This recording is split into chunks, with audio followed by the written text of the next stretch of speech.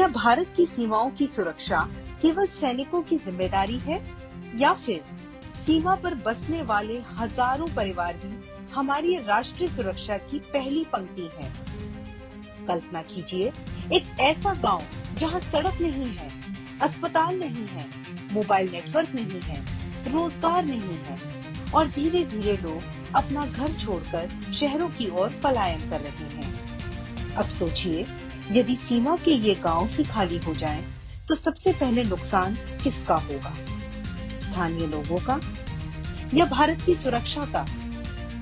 नमस्कार, मैं हूं डॉक्टर निधि सक्सेना और आप देख रहे हैं भारत 360। आज हम चर्चा करेंगे एक ऐसी योजना की जो केवल विकास परियोजना नहीं है, बल्कि भारत की सीमा सुरक्षा, सामरिक रणनीति और ग्रामीण पुनर्जागरण का एक महत्वपूर्ण अध्याय है। Vibrant villages programme. क्या ये केवल सड़क और बिजली की योजना है या भारत की सीमाओं को मजबूत करने की एक नई राष्ट्रीय रणनीति? आइए समझते हैं, सीमा के गांव क्यों महत्वपूर्ण हैं। भारत के लगभग 15,000 किलोमीटर लंबी स्थलीय सीमा है। इन सीमाओं पर बसे गांव केवल आबादी के केंद्र नहीं हैं, ये भारत के आईज एंड ईयर्स हैं। जब सीमा पर लोग रहते हैं तो गतिविधियां दिखती हैं, सूचनाएं मिलती हैं, घुसपैठ पर नजर रहती है, लेकिन दशकों तक सीमा के अनेक गांव विकास से दूर रहे।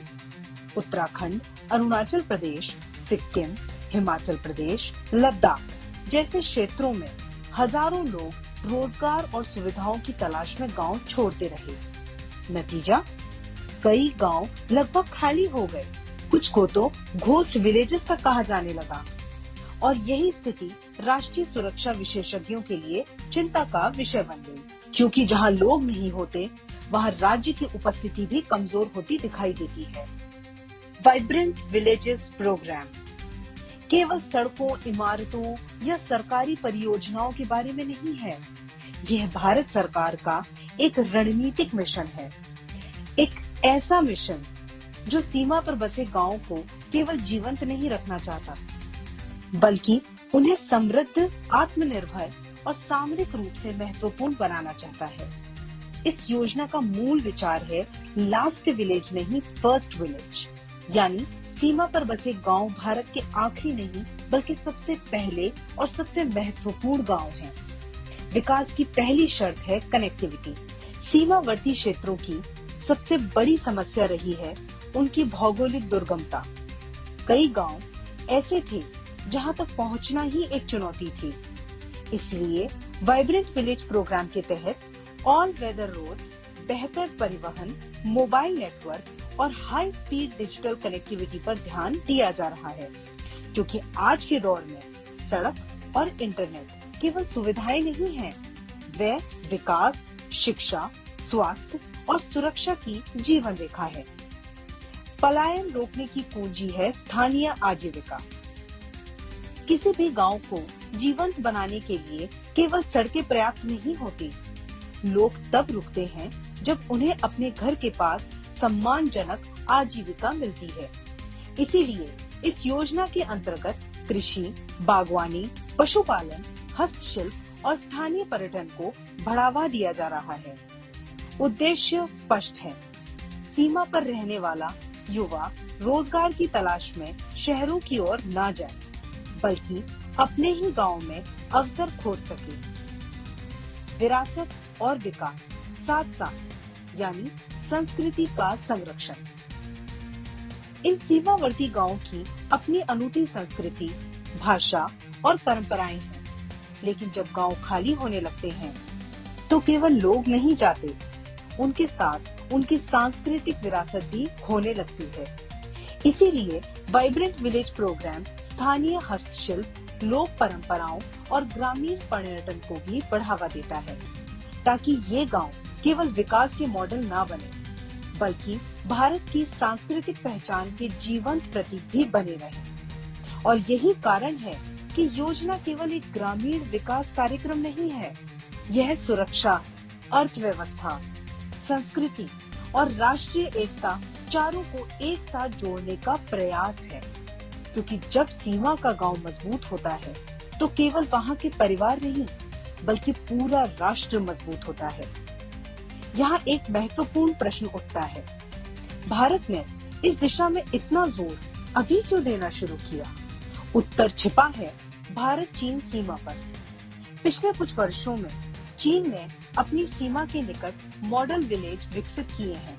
बेहतर सड़कें, बेहतर आवास, बेहतर संचार, बेहतर सुविधाएं। इन गांवों का उद्देश्य केवल विकास नहीं है बल्कि रणनीतिक उपस्थिति भी है, यानी विकास और सुरक्षा का मिश्रण। भारत ने भी महसूस किया कि सीमा पर मजबूत उपस्थिति केवल सैन्य शक्ति से नहीं आती, इसके लिए नागरिकों को वहां रहना भी आवश्यक है। इसीलिए वाइब्रेंट विलेजेस प्रोग्राम केवल विकास परियोजना नहीं बल्कि एक रणनीतिक प्रक्रिया भी है। अब सवाल है, इन गांवों की अर्थव्यवस्था कैसे बदलेगी? उत्तर है स्थानीय अवसर, सीमावर्ती क्षेत्रों में धार्मिक पर्यटन, एडवेंचर टूरिज्म, जैविक खेती, हस्तशिल्प, पर्वतीय उत्पाद, होम स्टे मॉडल जैसे क्षेत्रों में बड़ी संभावनाएं हैं। यदि सड़कें बनती हैं तो बाजार जुड़ते हैं, यदि इंटरनेट आता है तो डिजिटल अर्थव्यवस्था आती है, यदि पर्यटक आते हैं तो स्थानीय आय बढ़ती है। यानी सीमा के गांव सिर्फ सुरक्षा चौकी नहीं बल्कि आर्थिक केंद्र भी बन सकते हैं। परंपरागत सोच कहती है कि सीमा की सुरक्षा सैनिक करते हैं, लेकिन आधुनिक रणनीति कुछ और कहती है।